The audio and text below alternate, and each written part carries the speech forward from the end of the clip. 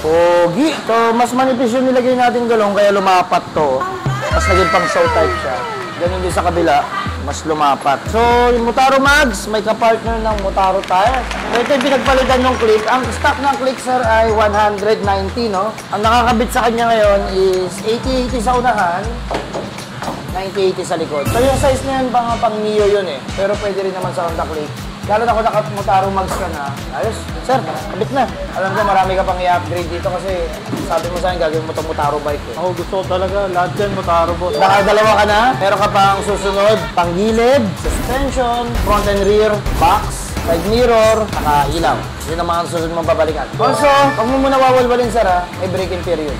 Sige po boss. Mga gaano katagal boss? 5 kilometers. 5 kilometers. Na-try ko na yung gulong na Motaro. Sobrang solid pero ginagamay ko pa siya eh. Bago pa lang. So kailangan muna daw siya i-break in, sabi ni Boss Sarge. Ito talaga yung pangarap kong build. Kasi wala pa akong motor noon. Lagi ko pinapanood talaga yung mga Motaro brand. Iba sa feeling kasi yung pinakabit ko ngayon is yan pa lang talaga yung mga first time na nilalabas. So ako pa lang yung may ganyan. Thank you talaga sa 01 Moto dahil sa kanila na-experience ko yung mga ganyang gamit. Lalo-lalo pa ako yung unang gumagamit.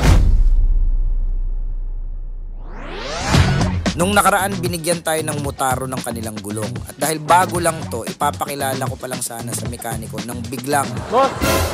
Yun o, naka-Motaro. Kanina to? Saan po? Ayos ah. Ito ba yung Motaro Mags dati, sir? Kayo ba yung unang bumili? Ito yung pinakabit ko yung unang-unang lumabas yung Motaro. Oo, malinis yan, sir ah. Katulad ng motor mo yan, bagong-bago yan. Grabe, ang ganda na ito, boss. May machine tayo ha. So CNC po ito. Huwag kang matapang sa lubak ha. Pampunggi lang to ha. Yan. Sige sir. Ikot-ikot mo muna. Test drive mo. Mag-helmet ka. Check mo kung may wiggle. Sige po, boss. Wala. Opo. Ay, sige. Sige po, boss. Sakto.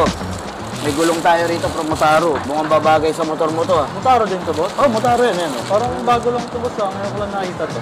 Actually, kung ikaw yung unang mags, dapat ikaw din yung unang gulong. Bro, bago to. Ano sir, pakabit natin. Sige, boss. Motaro Mags, tas Motaro tayo. Tingnan natin ang itsura nito sa Honda Click na sir. Sir. May tiraan. Diba? Ganun kabait yung customer namin. Siya na nagpapakot ng motor niya. Okay, tol. Pakabit. Ito yung bagong gulong. Motaro. So, sa harapan, 80-80 sa harapan. Tapos sa likod, 90-80. Pakitignan na lang kung baka baliktad ah. Yung mas mababa sa harapan ko. Siyempre, matigas ba? Matigas din. Tanong, makapit ba? Tsaka matagal bang maubos? Sige, matesting natin lahat ako sir.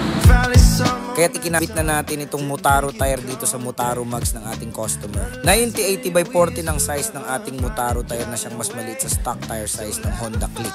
90-80 po po. 90-80. Yung likod, 100. So medyo sexy. Hindi natin para mas maganda tignan. Mas manipis kasi yung goma, mas okay tignan sa mat.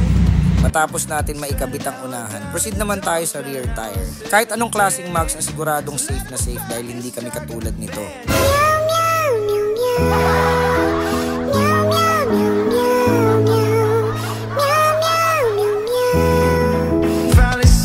Priority namin ang safety ng motor nyo kaya gumagamit kami ng tire changing machine para ma-install ng maayos ang inyong mga gulong. At gumagamit din tayo ng paste na para talaga sa ating mga gulong.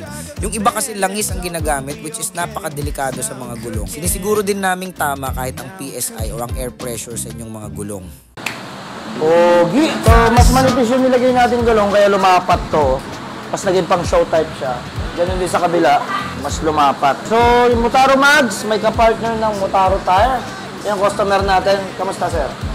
Mas pogi, di ba? Mas pogi siya ngayon. Kasi yung stock mo. So, ito yung pinagpalitan ng Click. Ang stock ng Click, sir, ay 190, no?